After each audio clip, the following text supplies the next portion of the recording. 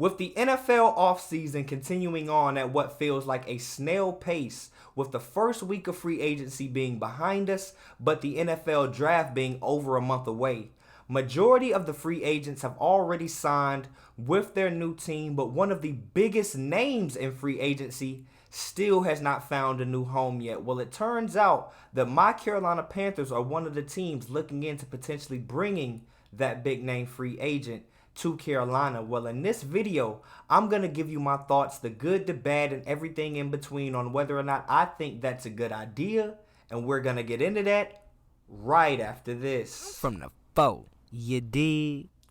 Welcome to The Way I See It with Jamario Rashad. This is a Carolina Panthers fan channel. Please do me a favor by hitting the like button, and please make sure you subscribe, as I am on my road to just getting this channel popping before the season starts. Now that that's out of the way, let's go ahead and break down this potential signing. Now, if you do not know who I'm talking about already, by way of my thumbnail as well as the name of the video, I am talking about Odell Beckham Jr. Now, just over a week ago, it was reported that my Carolina Panthers were one of the 12 or 13 teams in attendance at OBJ's private workout that he has held over the offseason as he attempts to break his way back into the NFL.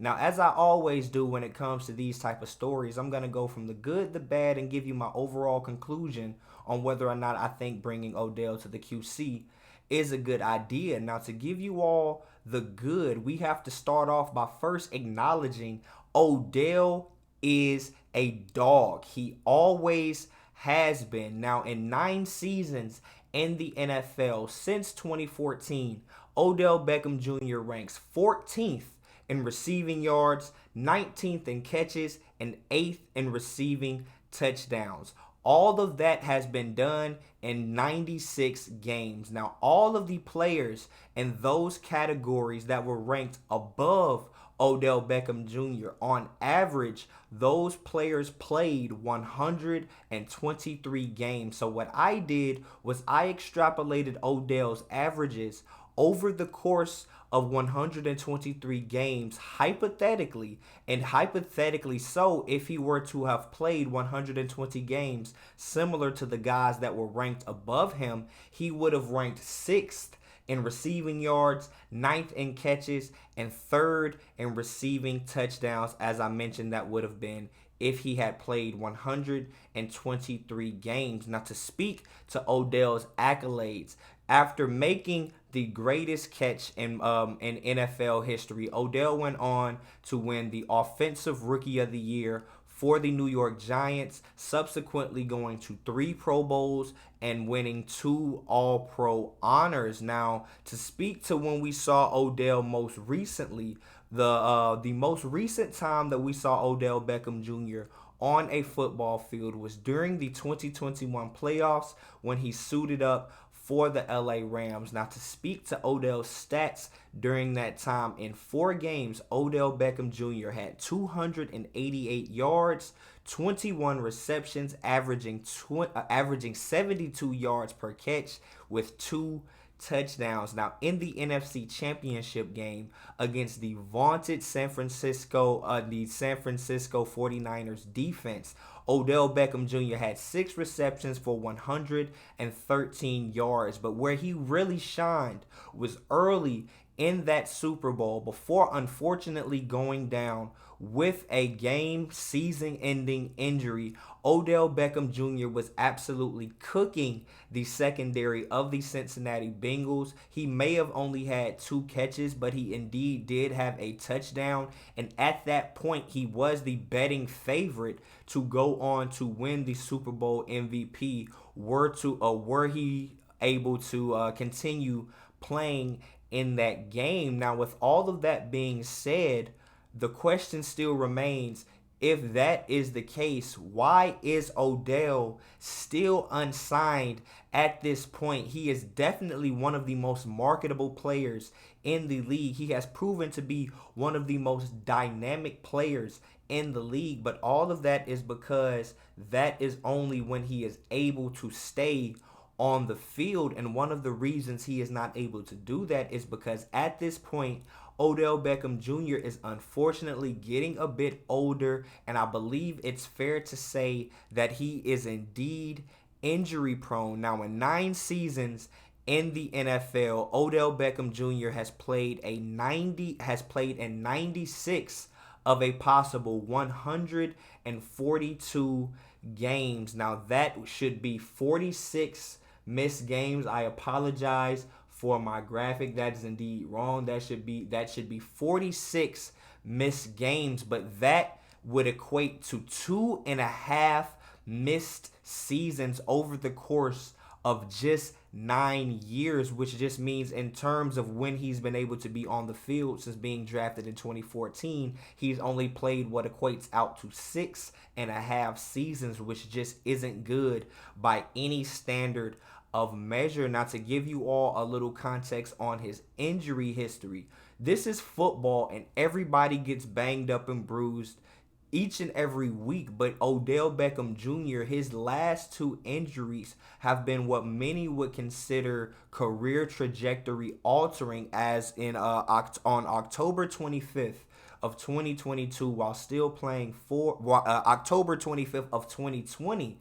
I apologize. October 25th of 2020 while still playing for the Cleveland Browns, Odell Beckham Jr. would unfortunately suffer his first ACL tear. But then if you fast forward to February 13th of 2022, just 16 months later, he would go on to then suffer a second ACL tear. So he has suffered what many may consider a if not career ending, at least as I mentioned, career altering injury twice in less than 2 years in just a 16-month span. And with him turning 31 years old early in the season, as he is 30 years old and halfway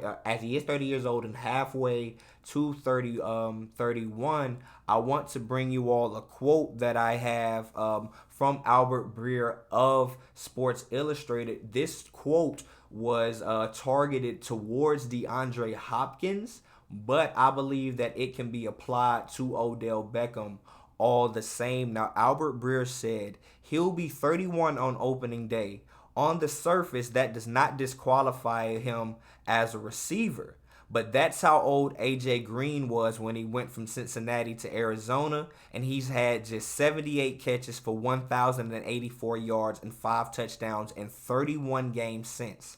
And Julio Jones was 31 his last year in Atlanta, which is when the injury started to take a toll on his production, and he has had just 106 catches in the last 3 years, including that one. So although age 31 is not necessarily a death sentence, for lack of a better term, in this situation, 31 is when majority of the smart football people expect for even the most top-notch of wide receiver talent to start seeing the back ends of their career falling off, whether it be the age or injury. 31 does just seem to be a meaningful marker in terms of the downfall of a wide receiver. But finally, Odell Beckham Jr., after doing what he was able to do in those playoffs, is unfortunately going to be looking for a somewhat lucrative contract. Now, he has come out in the recent days and said that he has not demanded $20 million a year, whomever has put that out into the sports stratosphere, which is absolutely wrong. But $4 million a year also is not going to be able to be enough to get it done. So he wants somewhere in the middle, I would imagine, between $9 and $12 million. That is just me guessing. That is not something that I necessarily feel we are in the best position to be able to offer to somebody that hasn't played in over a year. So, man, that brings me to my conclusion. Do I believe that my Carolina Panthers should do what it takes to go out and sign Odell Beckham Jr.? I am going to have to say no, I do not.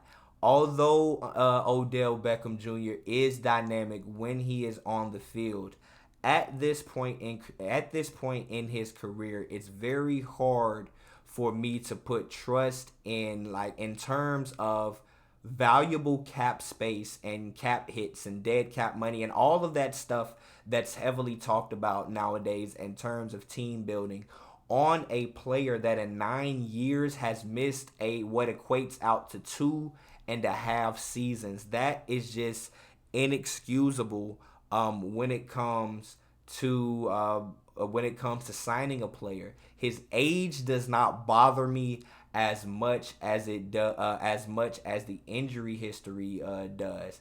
I was happy, and I still am happy, that we signed Adam Thielen the other day, who is actually over a year older than Odell Beckham Jr., who indeed did sign what many would consider a slightly long-term deal, which would equate out to 3 years. But to give you context, both of these guys began their careers in 2014. But Adam Thielen, although he is older, has only missed 10 games in his entire career. And last year he played all 17, while Odell Beckham Jr. didn't play at all. So that would justify why the age for Adam Thielen that doesn't play as much into the equation for me as it does for Odell Beckham Jr., man. But my final thought would be, in terms of allocating that money, that cap, to Odell Beckham Jr., personally, I would still rather see that money allocated to a edge position, preferably for me, be it Yannick Ngakoue or Frank Clark, if Scott Fitterer could do some type of cap magic to be able to work that out. But Ngakoue seems to be more of a reasonable fit. But if it did have to be a wide receiver, I would like for us to go ahead and sign DJ Chark, whom we've been in talks with over the last week or so, to a deal, or just trade for D-Hop, who is also up there but is not as injury prone, or Jerry Jeudy, who is younger and unproven. There are just so many more options that we could potentially go after, that we do not have to put all our eggs in terms of, like, wide receivers over the next few years in the basket of Odell, as we still do need to allow Terrace Marshall Jr. room to growth, as well as whomever we draft in this upcoming draft at wide receiver, as I do expect us to do so, as we are preparing ourselves to be able to draft best player available if we were to go after an edge. But that is a completely different video. But with that being said, man, what do you all think about the potential signing of Odell Beckham Jr.? Do you believe that would you like to see him in Carolina? Do you think at this point in his career, is he still an effective player? Would he be a suitable vet for a rookie QB to come in and be able to depend on at his advanced age with all of these injuries? But he has proven to be able to bounce back from those injuries, man. Whatever you all think about the potential of Odell Beckham, be sure to leave your comments in the comment section down below. And until next time, I am Jamario Rashad. This is the way I see it, and I'm out. Peace.